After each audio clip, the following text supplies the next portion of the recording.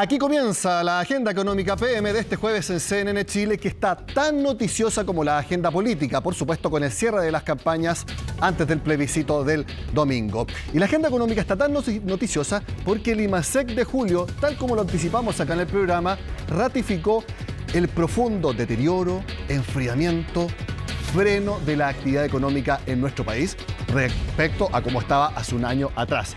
Estos son los IMASEC anuales. Fíjense que en julio del año pasado había crecimiento de 18,6%. Esto porque había una base de comparación ínfima con lo que vimos en 2020 y también porque estábamos con el boom del ingreso familiar de emergencia y también de los retiros de fondos desde las AFP. Pero con el correr de los meses, ese fenómeno fue poco a poco apagándose.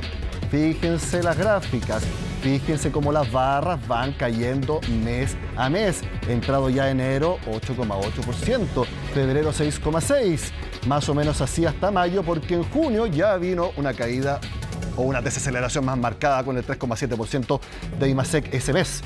Y lo que publicó el Banco Central hoy, un crecimiento anual de apenas 1%. Todas las proyecciones indican que esta línea va a seguir yendo para abajo, porque desde agosto y por varios meses habrá caída en la actividad medida anualmente. Eso es un consenso en el mercado. Ahora, en el titular nosotros pusimos que es un freno que puede ser muy fuerte, pero es necesario. ¿Por qué? Porque esa caída en la actividad que se veía reflejada es para contrarrestar esto que estamos viendo en pantalla, que es el sentido contrario, que es la inflación anual.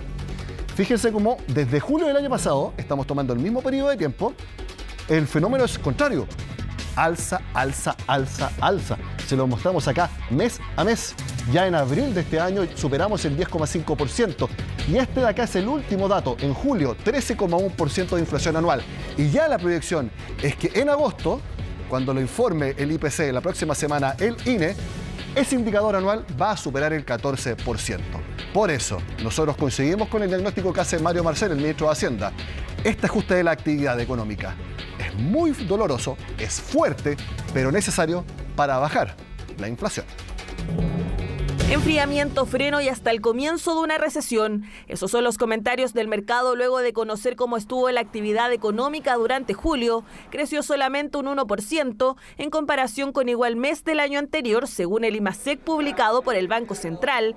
Una cifra que, según Hacienda, es un ajuste necesario para bajar la inflación luego del sobrecalentamiento con que cerró la economía en 2021. Creo que ya estamos empezando a ver el efecto de este ajuste en la economía y lo vamos a ir viendo reflejado especialmente en el comportamiento de la inflación. El sector que está teniendo el ajuste más importante y más sistemático es el del comercio, que es reflejo de cómo se ha estado ajustando la demanda interna. De hecho, el comercio fue el rubro que más cayó con un fuerte 11%, menos que hace un año, seguido por la minería, que se contrajo más de 6%. Esa misma magnitud, pero de crecimiento, tuvieron los servicios, especialmente los servicios personales en salud. Para los expertos, y pese a la postura que mantiene el gobierno, el panorama es bastante complejo. Sigue dando cuenta de un panorama económico para Chile que continúa deteriorándose.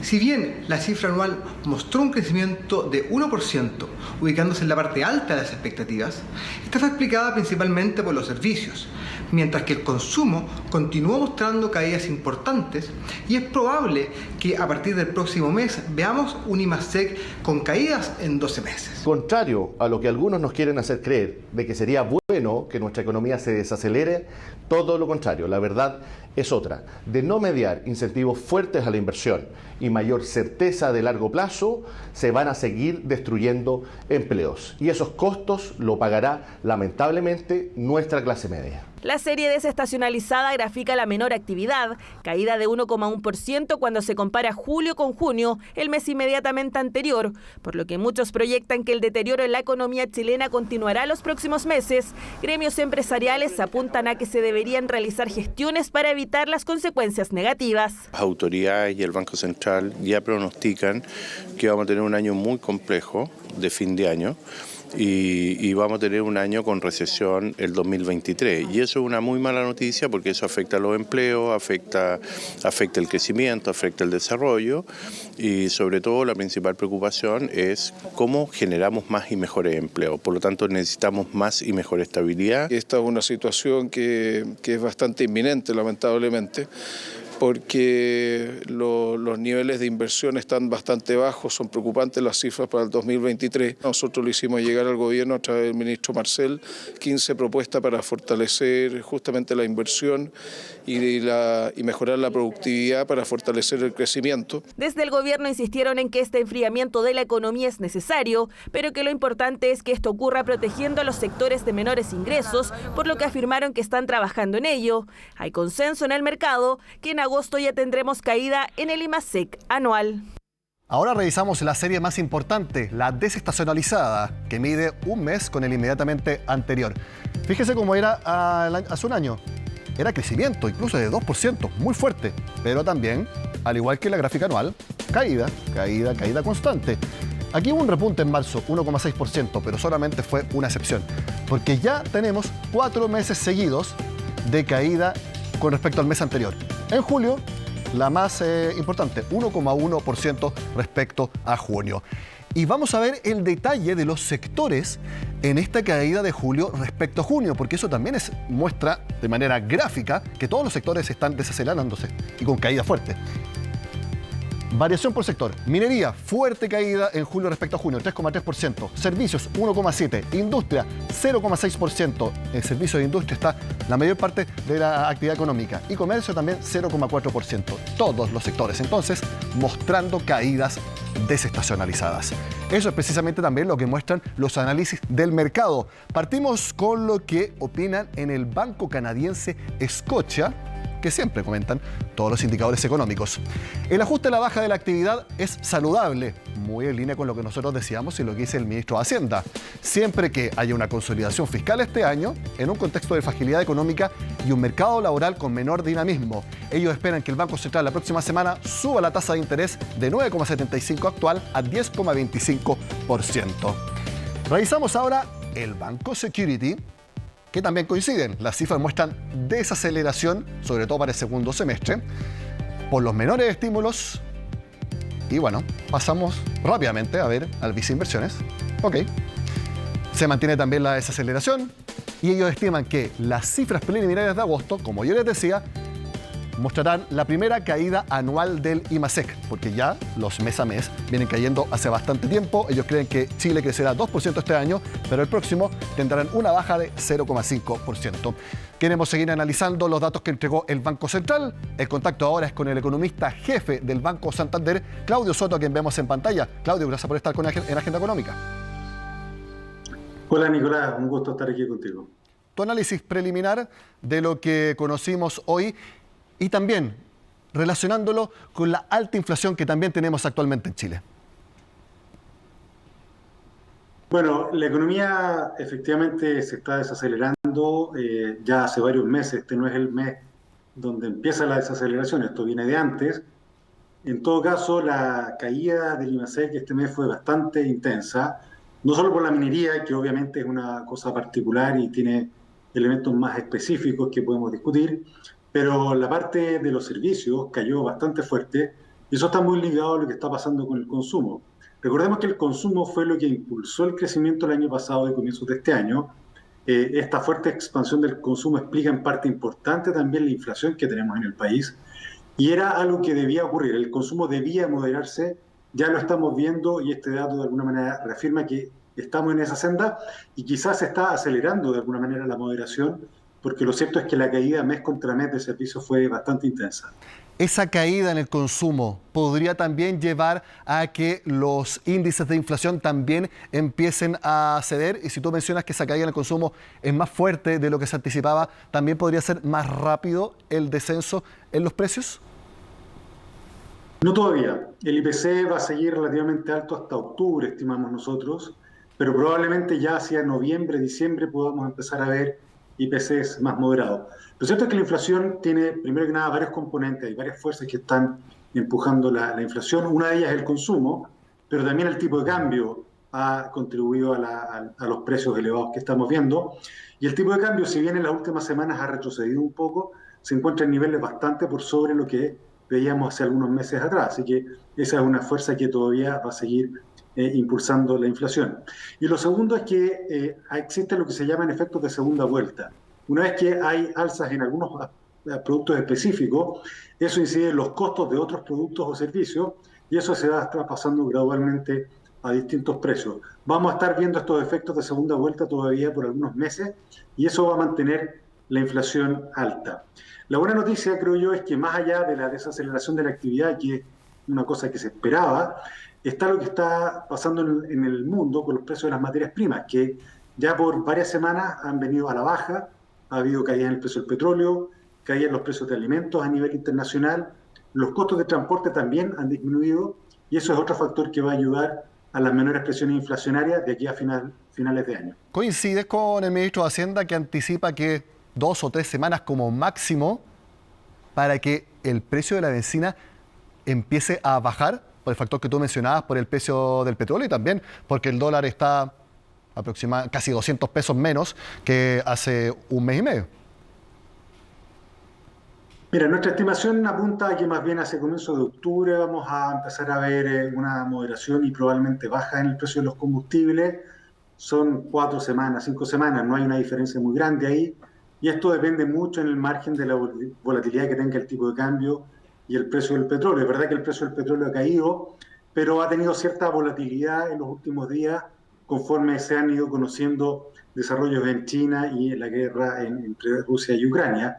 Y lo mismo en el caso del tipo de cambio, que ha tenido también cierta volatilidad y no es muy claro que vaya a haber una tendencia en una u otra dirección en las próximas semanas. Por lo tanto, todavía es muy temprano para sacar conclusiones, pero ciertamente estamos cerca de empezar a ver el inicio de la baja de los precios de la gasolina. Respecto a los próximos IMASEC, Claudio, ¿coincides con gran parte del mercado en que ya desde agosto en adelante tendremos contracciones anuales por bastante tiempo? Leí un informe que hablaba de incluso al menos hasta la segunda parte del próximo año, prácticamente sin parar, caída en la actividad anual. Y si crees que eso también va a pasar con la actividad desestacionalizada, que es la más importante porque entrega la foto concreta de la actividad local. Sí, mira, hay casi pleno consenso que el próximo IMASEC que conozcamos va a ser negativo año contra año. Las bases de comparación son altas y además el nivel está cayendo en la punta por lo que comentábamos antes de la desaceleración. Eso va a significar que vamos a seguir viendo variaciones negativas hasta mitad del próximo año, hasta julio, agosto quizás del próximo año. Ahora, variaciones mes contra mes negativas, vale decir, caídas del nivel de actividad, es probable que veamos hasta fines de este año y probablemente a comienzos del próximo año podamos empezar a ver una cierta reversión y empezar a ver variaciones positivas mes contra mes que permitan que hacia la segunda parte del próximo año podamos retomar tasas de crecimiento positivas. Pero hay muchos factores que marcan esto y hay bastante incertidumbre. Está por de pronto la situación internacional, que es de riesgo, es complicada. Está la incertidumbre local, que sigue bastante elevada. Vamos a tener un evento el domingo que puede que acote un poco la incertidumbre, pero de todas maneras tenemos altos niveles de incertidumbre. Tenemos condiciones financieras más estrechas y tenemos una política fiscal que tampoco va a aportar mucho al crecimiento de aquí en adelante. Entonces hay un conjunto de factores que hacen que la recuperación, si es que se da el próximo año, va a ser relativamente lenta. Claudio Soto, economista jefe del Santander. Gracias por estar en Agenda Económica. Gracias, Nicolás. Un abrazo. El siguiente dato muestra también esta desaceleración fuerte que está teniendo la economía de nuestro país, en un rubro que llevaba 18 meses seguidos creciendo. Me refiero a las ventas de autos. En agosto bajaron 6,8%. De todas maneras siguen muy altas, 35.000 unidades nuevas. Vean esta gráfica que es las ventas mensuales de autos nuevos en nuestro país. Estos son autos nuevos. Más o menos en mayo-julio son los números bajos de este ciclo. 8.000 autos al mes, 8.900 autos al mes. Pero a medida que empezaron los retiros de fondos, fíjense cómo subieron las ventas de los autos. Prácticamente sin parar, 30.000, 29.000. El mes más bajo, 24.000 en enero del año 2021.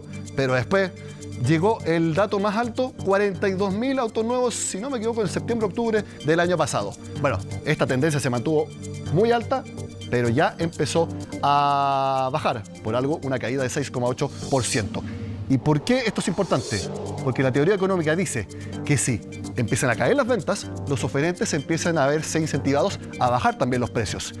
Y los autos nuevos, según el último IPC, subieron 26% de precio en el último año. Y transporte en su conjunto incide más o menos en un 13% de toda la canasta del IPC. Por lo tanto, aquí puede haber un factor, no digo que el próximo mes, pero que pronto pueda hacer bajar los precios y así también todo el IPC. Hacemos la pausa en Agenda Económica y al regreso les contamos qué opinan en el sector privado y también el ministro de Hacienda respecto a la idea que esbozó el presidente Gabriel Boric de condicionar las exportaciones de materia prima de nuestro país a que los países donde se vendan esos productos cumplan con sus objetivos de combate al cambio. Este jueves siguió siendo muy comentada la propuesta del presidente Gabriel Boric, que dio en entrevista con la revista Time, de condicionar las exportaciones de materias primas de nuestro país y en conjunto con otros de la región para así presionar a otros países para que cumplan con sus objetivos para enfrentar el cambio climático. Básicamente, es decir, tienen que cumplir con sus compromisos y así nosotros también cumplir con nuestras exportaciones. Más o menos es lo que se esbozó en la idea del presidente Gabriel Boric. Hubo comentario de la CPC, de la SOFOFA y también una explicación por parte del ministro de Hacienda respecto a esta idea del mandatario.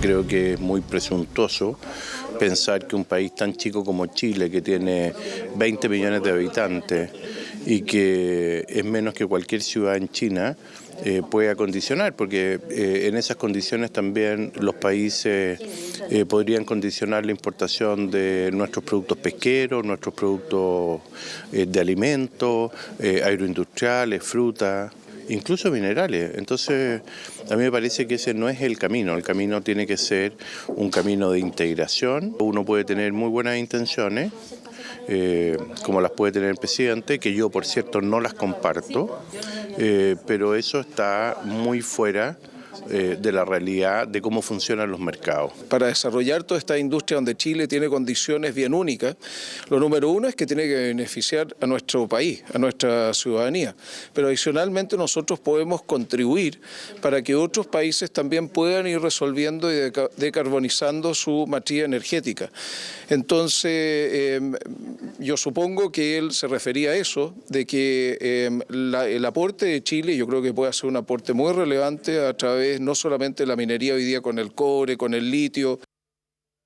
Lo que el presidente plantea es que los países emergentes, en ese contexto y ahora en la proximidad de la COP26, ¿cierto?, tenemos que ser capaces de sentarnos a la mesa y generar una conversación, un diálogo productivo del cual surjan compromisos de parte del conjunto de países y que en esa mesa nosotros nos sentamos no a pedir cosas, sino que también porque somos parte importante de la economía mundial, por ejemplo, como productores de materias primas. Así que creo que eso es básicamente la manera en que tenemos que entender esta respuesta del presidente.